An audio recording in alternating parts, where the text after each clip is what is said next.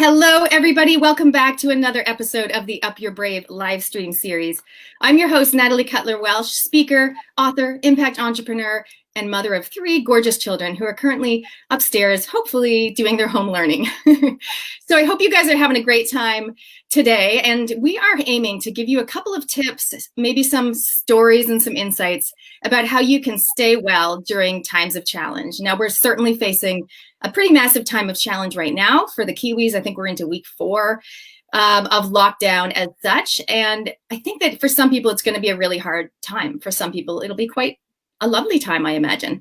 So we're going to dive into that. But whether it's COVID or whether it's life in general, I'm so excited to introduce my guests who have some amazing tips for you. So first of all, we have Brad Dixon, located in Tauranga. He's actually my sister's running coach. So there you go. With a background in physio, he has a theory of expensive wellness. Hello, Brad. Welcome. Hello. Thanks for having me. Very good to have you here. We also are going to chat with Shelley Gawith, who's located in Wellington. I love how we're connecting everyone from all over the show. Now, Shelley's a functional nutritionist, an international speaker, and she normally has a booked out clinic. Well, now in Wellington at the moment, I think she can't have the clients coming to the door, but maybe soon. Hey, Shelley, good to see you. Thank you, Nat. Thanks for having us. No worries. And then we have, of course, Josie from Me Time with Josie.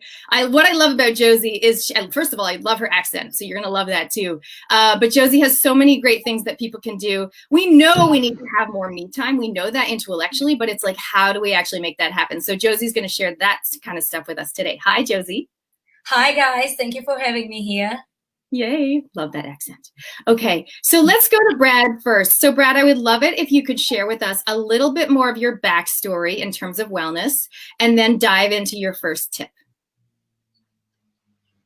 Cool. Well, thank you very much. I think my journey really started about 7 or 8 years ago when I think figured it out that everything's connected. So as a physiotherapist, you learn a lot about the body. And then I think when my uncle was going through his cancer battle, I realized that the mind, body, and soul mesh together and exist as one. And so after figuring that out a little bit more, I then realized that actually we're also connected with each other and how we act towards each other and the vibes that we put out and what we get back. And then on a bigger scale, I've realized that that we're all connected with the planet and everything within it. So I think there was just a real big journey there about, from a physiotherapy point of view, moving out and realizing that wellness is more than just tips to make ourselves well and feel better. It's actually about making sure that our wellness and our habits are having a positive effect on our families, our communities, and ultimately our planet. And so in that regard, it really helped me, give me a little bit more purpose, micro and macro, in terms of what we do on a daily basis to affect the greater good. And I think it gave me more purpose and more joy in trying to figure out how we can create habits on a daily basis to make ourselves, our communities, our families, and the planet a better place to live for all. Great. Yeah, so moving on to, I think that my first tip for everybody is pretty simple, and it's probably what I have known for the most, and that is eating nutritious, whole, plant-based food. So I think if you can do that, without getting too fiddly, just trying to really maximize the amount of fruit, vegetables, legumes, seeds, nuts, and really try to maximize the amount of nutrition you get per calorie in your diet. So during lockdown, we have to plan our meals a lot more. We have to plan what we bring into the house because we can only get out once or twice a week to the supermarket. So this is a really good opportunity to maximize the nutrition per bite. So it's about going out, getting stuff that's not going to create temptation. So making sure we're getting good food, plant-based, whole food, and surrounding our environment with that, so that when we go to make meals and when we go to get snacks, which we do a lot, we're moving towards the fridge maybe a little bit more than we should be because we don't have as much to distract ourselves. Making sure that we're surrounding ourselves with fantastic food options to really nourish ourselves, really nourish our bodies, and have a great impact not only on ourselves but the planet. So that would be my first tip, making sure that we really are honing in on whole food, plant-based nutrition to make ourselves as well and make our immune systems robust and make ourselves think more clearly. Eating plants is just it's a beautiful thing. Yeah, I know the impact of food is huge. Go ahead, Josie. So basically you're saying don't shop for your treats while in the supermarket, right? So you don't feel tempted later. Yeah, if possible. I mean, a little treat now and then is fine, but I think don't go and load up with chips and chocolate and licorice and stuff because you're just going to eat it. So maybe just make sure you plan and base your eating around really good whole plant-based food and have a few little treats here and there, but just not masses of it. Otherwise, you're going to demolish that in 1 or 2 days, aren't you? So plan the shop well and base it around good plant-based foods. Yes. Sorry, Nat. Here you go. It's so crucial. Exactly. I always talk a lot about, what are you feeding yourself? And yeah, what's on your plate is a massive part of it. Hey, shout out to, we've got Shelly Blossom joining us. Anyone else that's joining us here on the live stream, go ahead and comment. Let us know geographically where you're tuning in from. We would love to see where you're coming from. And also you can go ahead and make a comment with a question that I can put to the panel now if you're here, or if you're watching the live stream. We can come back later. We can answer your question as well. So very excited to have some audience interaction. All right, Shelly, we're going to go to you for a little bit more of a little bit of backstory on you. I know you've got a fascinating story. If we had an hour, I would love to share it all, but give us the highlights and tip number 1. So definitely just the highlights. I was an investment banker. I trained to be a chartered accountant, and I was a finance manager working for an investment bank in Sydney. When my health absolutely deteriorated, I'd ignored every symptom in my body. Like, it didn't just happen overnight, although it felt like it did just happen overnight, but I had serious heavy metal toxicity, mold toxicity, an underactive thyroid, adrenals, a brain, endometriosis, autoimmune thyroid conditions, Hashimoto's, you name it, and I had it, but I just wanted to keep working. So while I was at the investment bank, I just worked and worked and worked until I literally drove myself into the ground, where my doctor said to me, I got so sick I couldn't get out of bed, I'd lost my cognitive function, I had lost everything basically, and my doctor said, we need to hospitalize you, otherwise you're going to die. So at that point I was like, okay, well, I've got nothing. There's no point trying for this career anymore, like jumping the corporate ladder, doing everything that I'd been doing. And so I knew that if I went to hospital, even though I knew nothing about diet, I knew nothing about nutrition, I over-exercised, and which I thought was stress relief, but I was just putting more stress on my body. I knew that going to hospital, the food that they would feed me would probably kill me. So long story short, my parents took me back home to New Zealand, and my mum became my full-time carer for the next 2 years.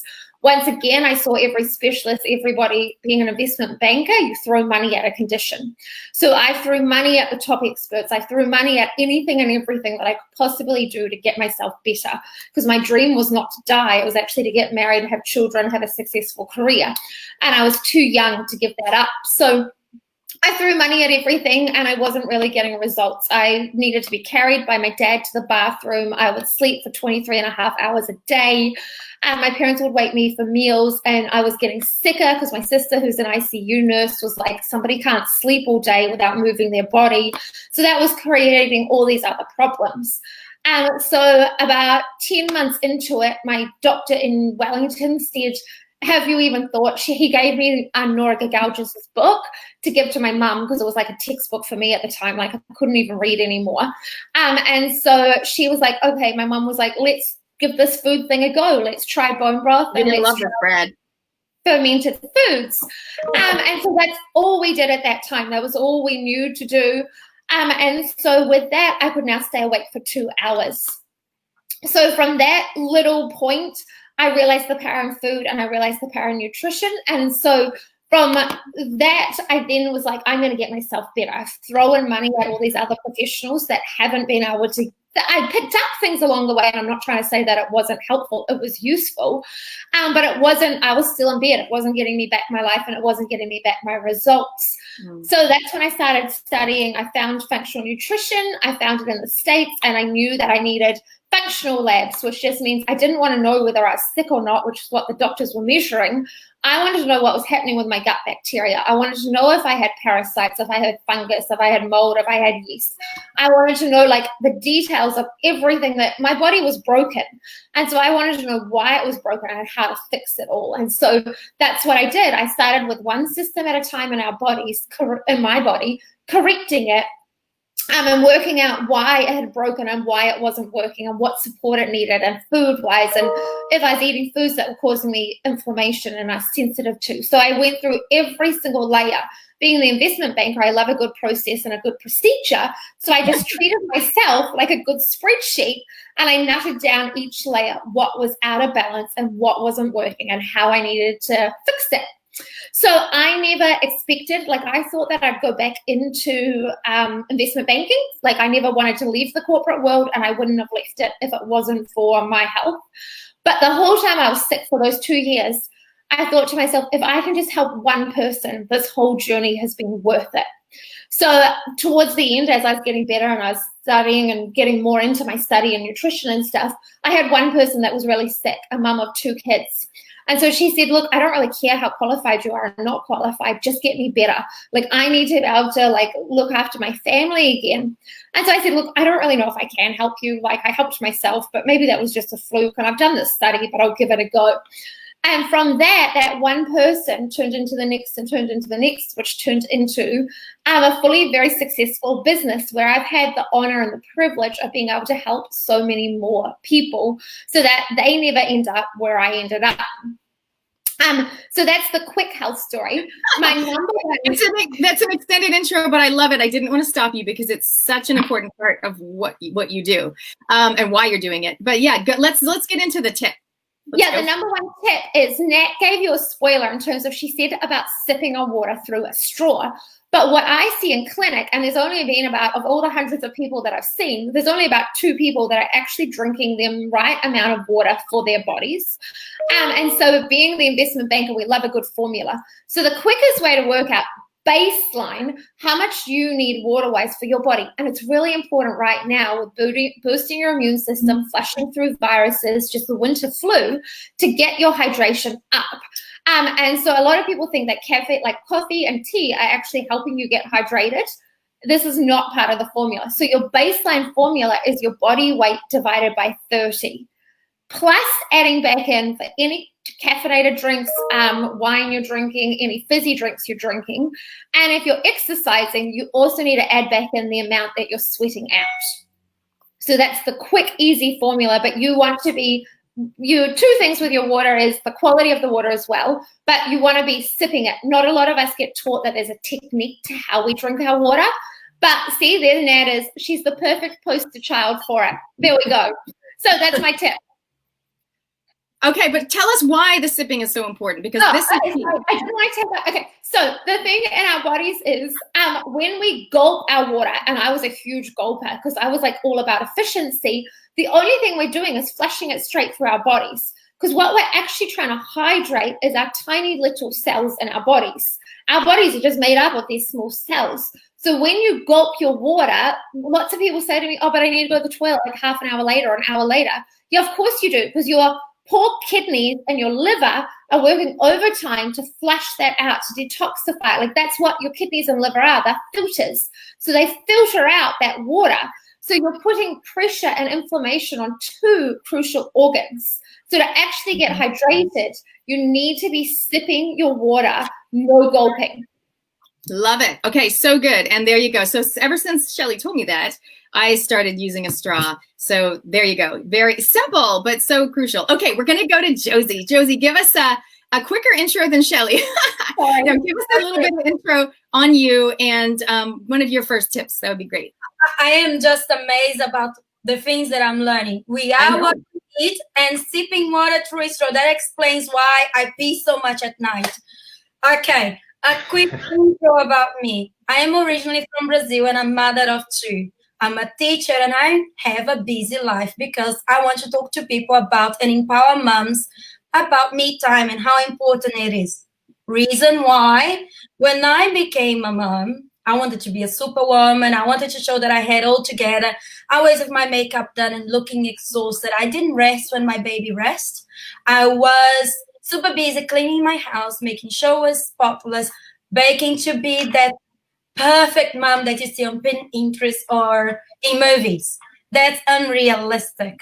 So that's a little bit about me. And that goes into my tip number 1, rest. Take time to recharge.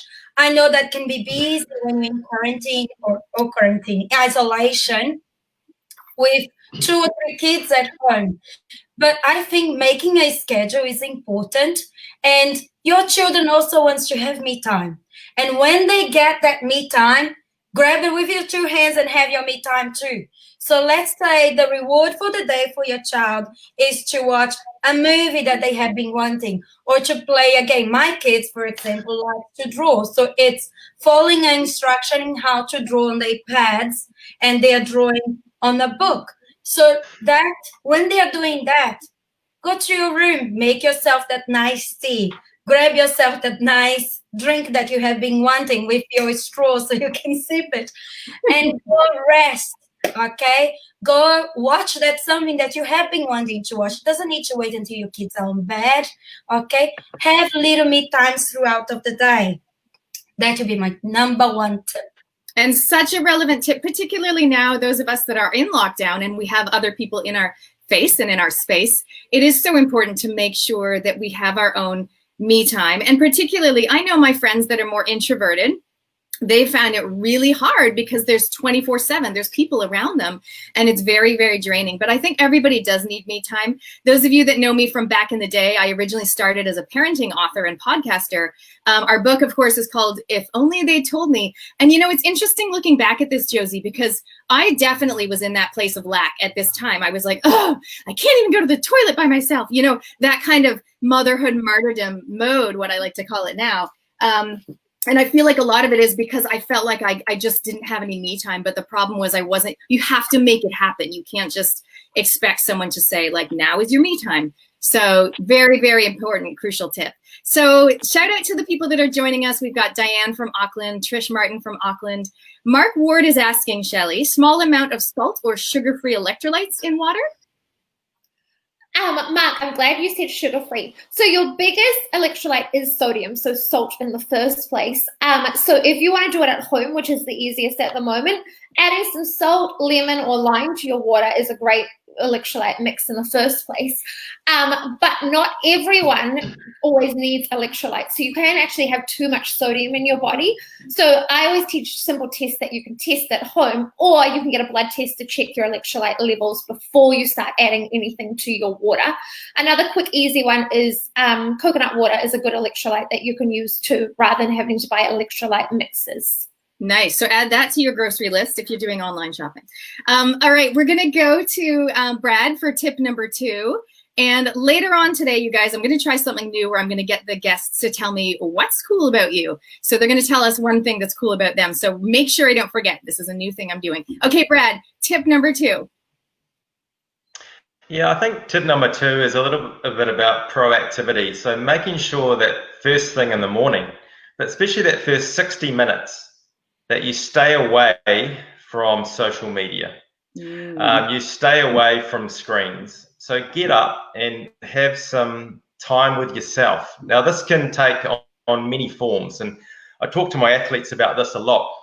Maybe looking at some sort of mobility or strength program where you may be doing some yoga or some meditation, just to really hone in on yourself and what's important for the day. A little bit of exercise, going out for a walk or a jog or a swim, being active. But I think it's really important for that first 60 minutes of the day, make sure that you own it, that you're proactive and that you're not into a reactive mindset. As soon as you turn your screen on or get engaged with social media, you're immediately giving permission for others to set the agenda. And that's not healthy. I think it's really important that we all make sure that we are comfortable within ourselves and that we set aside that first precious hour to really make sure that we set up the day so that we can move forward towards our purpose and towards what we want to achieve. So that would be my second tip after eating lots of delicious plants, would be to make sure that that first 60 minutes you stay away from screens and you stay away from social media, and you just work out some sort of routine, some sort of enhancing routine that works really well for you, made up of mobility, a little bit of strength, some movement, some meditation, some journaling, some reading, but just something with you. So yeah, that would be my second tip. I love it. And I love that you're covered when I talk about what are you feeding yourself? Literally, you already talked about what are we feeding ourselves into our mouth, but this is what are you feeding yourself into your mind? And again, like the me time, we know intellectually that we shouldn't reach for the social media straight up. But honestly, if I had everyone raise their hand, hey, does anyone, do 60 minutes without social media or tech when they first wake up? I bet you very few people would have their hand up. So it's such a good reminder. And it literally is, it's like this in the morning. It's like, no, like don't do it, right? So it is such a good tip. And I know at the end of the day, it's probably, you possibly have the same advice for the other end of the day. Nighttime. Yeah, absolutely. That is very cool. Okay. Hey, Shelly, before we go to you, I'm going to jump in with one of my tips. So you guys know that I do love having fun. And when back in the day, so I went from being a parenting author to working with women in business. And my tagline literally used to be making social media and networking easy, fun, and fabulous. So fun has always kind of been part of my brand. So here's my tip. I don't do social media anymore, by the way, people. I help people get on stage and visibility and resilience in their business. But anyway, my tip is to have more fun and be more fun. And because when we're having fun, we're actually present. And when we're present, we're not worrying about what could happen. That's anxiety. And we're not lamenting about what did happen, etc. No, we're not being stuck in the past. So even during lockdown time, we've played more family board games than before. My husband the other night at dinner initiated a what are you all grateful for kind of round the table thingy, which I was like, you go, guy. And I have started playing Lego with my children. It's like, if you know me, I do not play Lego. Like I'll maybe help sort it out while they play it into colors and stuff, tidy it away. But I actually have been playing, like yesterday we made a cruise ship, Jonah and I together, like we did a collab. And it was so fun. I'm like, who knew Lego could be so fun? So there you go. My tip is really, what can you do to actually have more fun, but also be more fun? Because if you're more fun, then more people are going to want to be around you. I mean, a lot of people go like, Nat, I want to work with you because you're so much fun. I'm like, yeah. And everybody that I work with, I literally become friends with them because they're so cool and they're so fun as well. I think fun is a key element to being present. And also the goal, of course, of this live stream is to raise resilience and collectively help people to be more happy and healthy on a global level. And I think fun is a secret ingredient. So there you go. So my question to you guys, if you want to comment below, if you're watching us live or on the replay, what have you done this week that is fun for you? And everyone's version of fun is different for sure. But what have you done this week that is fun for you? Let's hear it.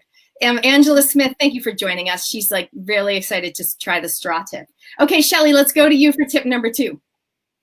Well, I was a little bit torn with tip number 2, but I will go with, it can be hard to work out. Like a lot of clients come to me, and when I get them to do their food journal, they'll eat their breakfast, then they're snacking, then they're eating lunch, then they're snacking, then they're eating dinner. But that causes a lot of inflammation on the body. Because while from start to cavities for kids if they're snackers. Well, that too, cavities too, and probably a lot of weight gain because they're overeating quite often. But while from start to finish, it can take between 17 to 24 hours for your poo to come through your body from eating to we're going there. Out. What actually happens in the first part of the digestive system is for the very first beginning part, takes 5 to 6 hours to begin the beginning of the digestive process. So as mums, a lot of you will understand, or any mums out there that do the washing, you do not open a front loader washing machine halfway through the cycle. Like you would break the washing machine. Like that is just a no-go. Like no mum lets their child do that ever. So why do we think that we would do that with the beginning of our digestive system? It's like the front loader. Think of our bodies like the front loader. So you want to be waiting a minimum of 5 to 6 hours between meals before going to eat. We grew up, my generation grew up on that gym generation where it's like you go to the gym, you snack all the time, 8 meals, like small meals a day is great. It's not, because it's putting pressure and inflammation on your body. So what we need to do, like what Brad talked about, is you need your macronutrients, which is your proteins, your fats, and your veggies, right for your body so that you can stay full for that 6-hour interval.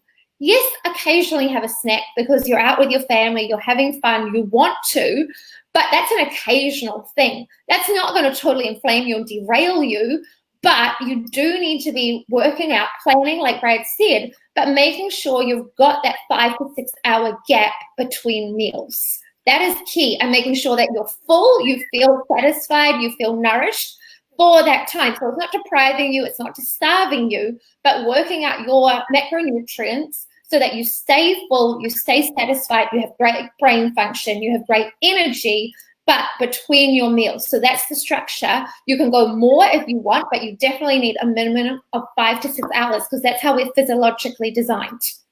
Well, I'm happy to hear that because my husband sometimes will text me, have you had lunch yet? And I'm like, no. But here's the thing. I wait till the kids, like I help them, in the morning, they're gone to school. I will have breakfast by myself, like a big, healthy, lovely whole foods, spinach, whatever, breakfast.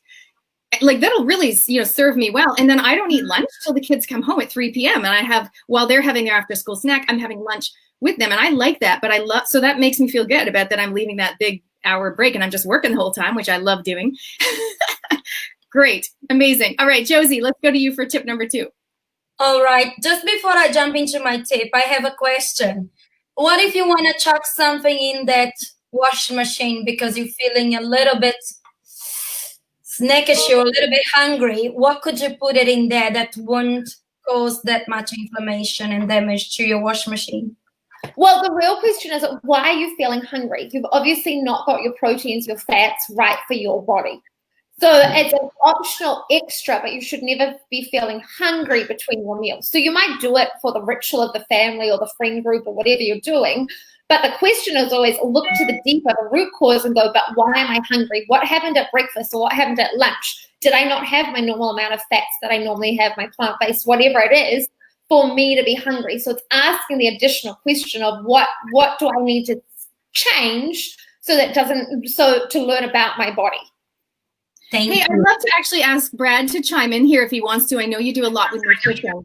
And you might have, I don't know if you have the same opinion or a different opinion. I'm really happy for people to not have the same opinion. So give us some thoughts on the really the pace of eating throughout the day for you. Yeah, look, I would agree with Shelley. I think as a culture, we have been told to eat too much. And I think we've been told that we need to eat more and more. And I think we've got to be careful from marketing, industry-driven marketing where we're told to consume more. I'm a big fan of fasting. I have a day every week where I don't eat for 22 hours, and I believe that's really important to give our digestive system a break. I think it's really important to do that. I think we should all look at some kind of fasting regime. It's a bit different between men and women. You need to look into that a little bit more from an individual basis. But look, I would agree on the whole. We eat too much, and I think it's good to eat really good meals that are right for us in terms of macro and micro, and getting adequate fats and proteins and carbs, so that we're not having to rely on snacking, which is mainly habitual. I would say it's head hunger rather than stomach hunger. So yeah, I agree with that. It does have to be taken from an individual basis. If you've got an athlete that's training 3 times a day, well, they might need to snack because they can't get the calories required in the 3 meals a day. But overall, I totally agree. Awesome. That's so cool. So I know that we're going to go to Josie for tip number 2, and then I'm going to do a round of what's cool about you and how can people follow you. So for those of you that are watching, just any questions, bring them in. We are happy to address them either now or later. Okay, go ahead, Josie. Okay, so basically I'm going to go back to my tip number 1, which is how to find me time while in isolation with a house full of kids. So over here I have, first of all, I have a little thing flying around here. I have adaptive. So adaptive is very great to de-stress, and you can jump in anytime you want on this, Nat, because I know you're an expert on it. But I am rolling as I talk because this is one of the things that is great to give you that little boost to be able to cope with stress. Because when you have your me time, you want to de-stress. You don't want to be stressed. Okay, we are avoiding being stressed while in isolation. And I also have here citrus blue to lift up that mood in the household, or balance, the grounding blend to find your balance. Now, while you're doing that, I also recommend, I saw that tip from a mom the other day on the internet. She had literally a sign on her door when was her me time. And was answering some of the most common questions you get from her children. It was answered like, if you need this, ask your dad. If you need food, it's in the pantry. Da-da-da-da-da-da. Don't interrupt mommy. That was the me time. And sometimes, in order to make time happen, you have to put that, because most of the time your children can solve their problems on their own. Now, for the moms there that have little ones and it's little children, rest when your baby rests. Don't be a super mom. When the years pass, they're not gonna care if your house was spotless, if every toy was clean and on the shelf. They're not gonna care. What they're gonna care is that they have a happy mom, and a rest mom with a happy mom. That's awesome. So those of you that are wanting to take notes, because I find myself really tempted to take notes during this, I always go and listen back, and I will take notes. I put everything up on my website, nataliecutlerwelsh.com/video series, and you guys can watch all of the replays. So we've done a range of topics previous to this. This is actually, I can't even remember, I think it's episode number 5, but we've got supporting teens through challenging times, supporting kids through challenging times, leadership, resilience in business, staying well. Next week, I'm doing healthy home, and we're also going to do mindset and motivation. So there's such a range of topics. So just so in case you're sitting here going, how can I remember everything these beautiful guests are sharing with us? I'm going to take some notes and put some links. So don't you worry about that. We can definitely come to that. Josie, I love that you mentioned essential oils. I know that's one of the things that you offer as a service or a business along with your me time with Josie. And I'm glad you mentioned that, because I feel like we have to talk about the food side of things with staying well, but the emotional side of things is so super crucial. And like you said, just you having some tools to empower us to just either shift the way that we're feeling, but first of all, of course, is to acknowledge how we're feeling and going, how do I feel, and acknowledge it and own it. We don't have to be happy 24/7. Part of staying well is realizing it's okay to be frustrated, scared, angry, and all those emotions are great, but we don't want to have them define us. So that's great. So it's such an empowering tool. So that brings me to my second tip, which is really get out of the should zone. So if you guys have heard me speak, sometimes my keynote is called Up Your Brave. And I talk a lot about how what I've noticed in my 15 years working with people all across New Zealand is that a lot of people are stuck in either the disconnected zone, the should zone, the frustration zone. And where you want to get to, in my view, is what I call the Up Your Brave zone. And what that means is not jumping off of, not bungee jumping or whatever, but what it is living your life from a place of empowered choices and intentional actions. So meaning you don't do things because you said, oh, I said I would, so I really should do this. It's like, no, not that energy of guilt. I don't believe in should, and I don't do guilt, and I also don't do perfection. So that makes it a lot easier. But I think if we're living our life from a place of empowered choices and intentional actions, we're literally doing what we want to do. And therefore, we're not living in that motherhood martyrdom that I described that I used to live in. Because when you live in that stage, it can present, especially if you're in the frustration zone, you guys, living in frustration, you literally are like, your emotions will like really affect your health. And you will end up being either bitter and resentful or sick and injured or both. So that, just being aware of how you feel, your mood and your attitude. I talk a lot about not having a crap attitude, which is a crap attitude. So you can shift your attitude.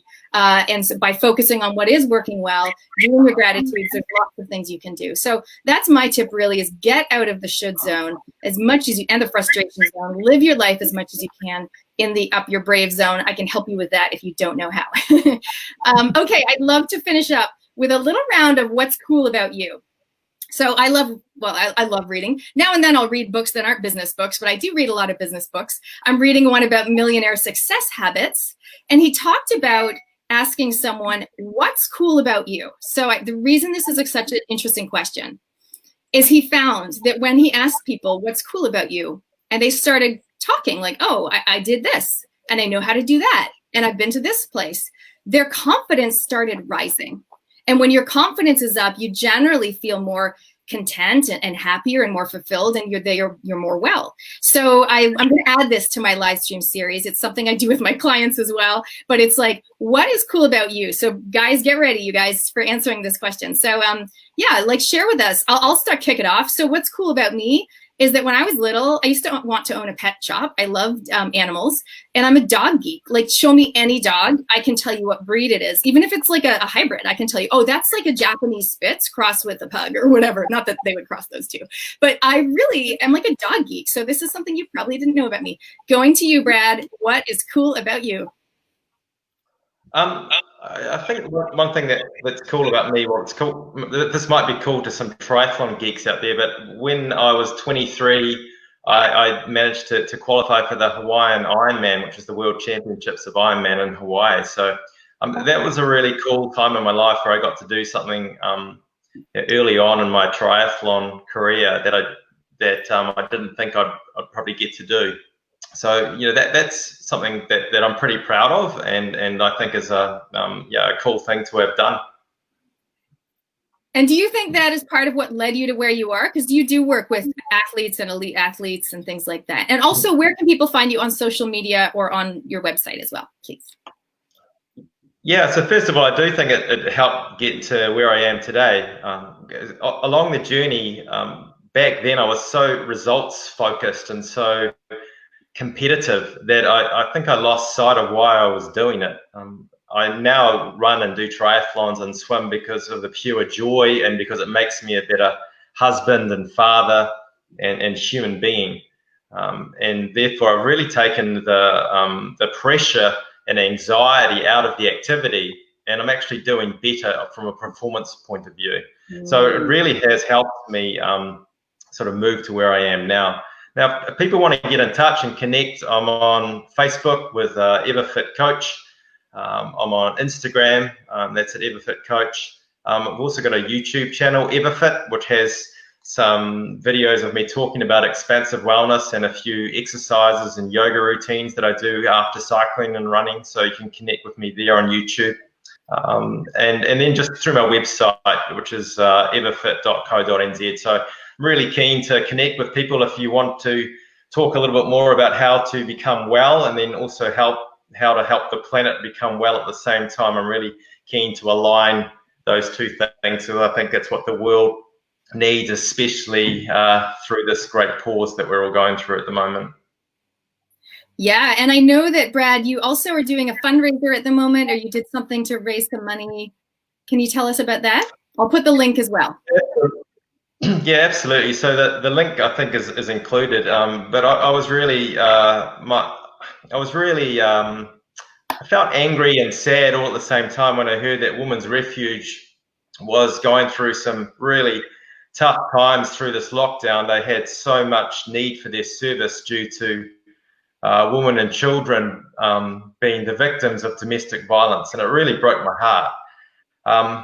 So I created a 6-week lockdown fitness program that I just put on my website, and I just put it out there for people to buy. It's just $6 for a 6-week wellness program, and all the money goes to Women's Refuge. So far, I think I've raised almost just over $200 for Women's Refuge, which is, I know, not much, but it's something. And I would just encourage people not only to look at my program and buy that, but go to the Women's Refuge website, and you can buy a night, $20, and you can buy a night for someone that needs some shelter, because we need to look after our most vulnerable in these sort of times. And Women's Refuge and people like the Salvation Army, they do some great things for the most vulnerable in our society. We need to step up and make sure that we're looking after those people. That is such a great idea. Also, I think those of us at home with kids to really share that experience with them, because we know the joy of giving can actually raise our own resilience and wellness. So, and I feel like having the kids like looking at it and going, so should we do the one night or should we do 2 nights? And including the kids in that is another great idea. So thank you. I will definitely put the link up for both of those. Shelly, we'll go to you for what's cool about you and how can we find you? How can people connect?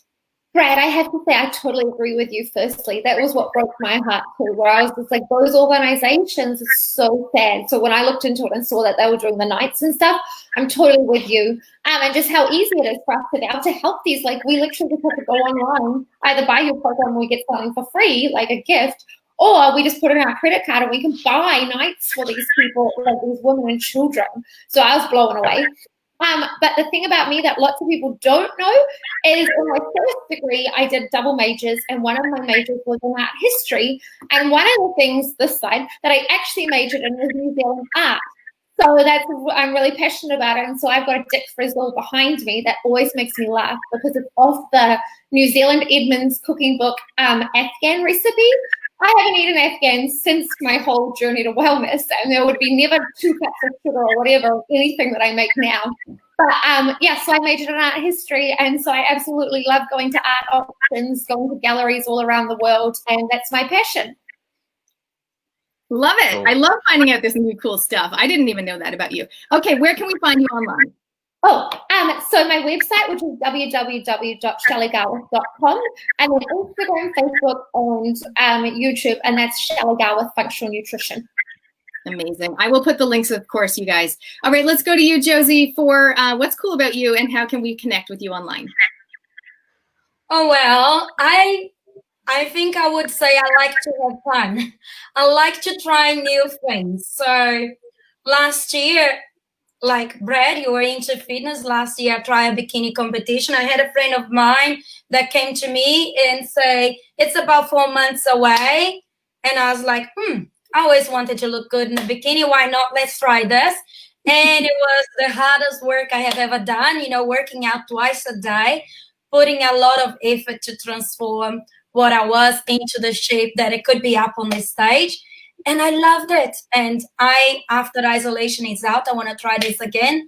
And then somebody say, hey, pole dancing, have you heard about pole dancing? It's great for your core. I'm like, after giving birth to kids, I need to strengthen my core. Let's give that a try.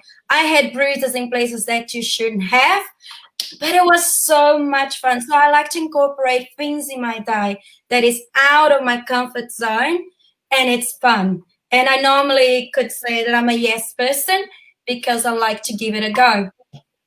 That is so awesome. I definitely want to try pole dancing one of these days. It sounds fun. Probably not the bikini contest so much, but definitely the pole dancing. Okay, how can we find you online, Josie?